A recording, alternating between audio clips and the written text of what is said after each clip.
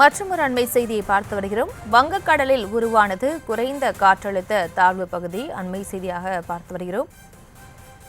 வங்கக்கடலில் குறைந்த காற்றழுத்த தாழ்வு பகுதி உருவாகியிருக்கிறது. அண்மை செய்தியாக பார்த்து வருகிறோம். இது தொடர்பான மேலிடங்களோடு இணைகிறார் செய்தியாளர் வெங்கட்ரமணன். வணக்கம், விவரங்களை வழங்கலாம்.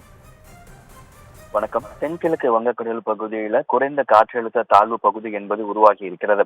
தெற்கு அந்தமான் கடல் மற்றும் அதனை ஒட்டிய பகுதிகளின் மேல் நிலவி வந்த வளிமண்டல கீழடுக்கு சுழற்சியானது இன்று காலை 8:30 மணி அளவுல தென்கிழக்கு வங்கக்கடல் பகுதியில் குறைந்த காற்றழுத்த தாழ்வு பகுதியாக உருவாகி இருப்பதாக இந்திய வானிலை ஆய்வு மையம் தெரிவித்திருக்கிறது.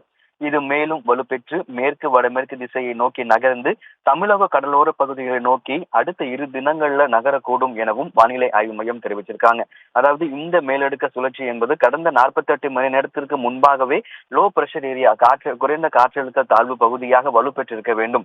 தொடர்ந்து தாமதமாகி வந்த நிலையில தற்பொழுது தென்கிழக்கு வங்கக்கடல் பகுதியில குறைந்த காற்றழுத்த தாழ்வு பகுதி என்பது உருவாகி இருக்கிறது. அடுத்து வரக்கூடிய 2 நாட்கள்ல மேலும் வலுப்பெற்று மேற்கு வடமேற்கு திசையை நோக்கி நகர்ந்து தமிழக கடற்கரை பகுதிகளை நோக்கி நகரக்கூடும் எனவும் வானிலை ஆய்வு மையம் சொல்லியிருக்காங்க.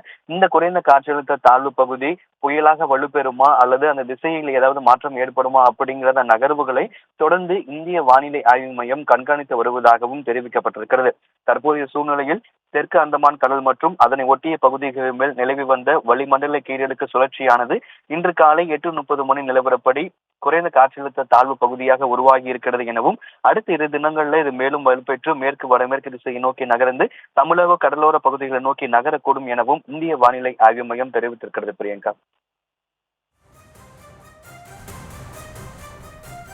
விவரங்களுக்கு நன்றி வெங்கட்ரமணன்.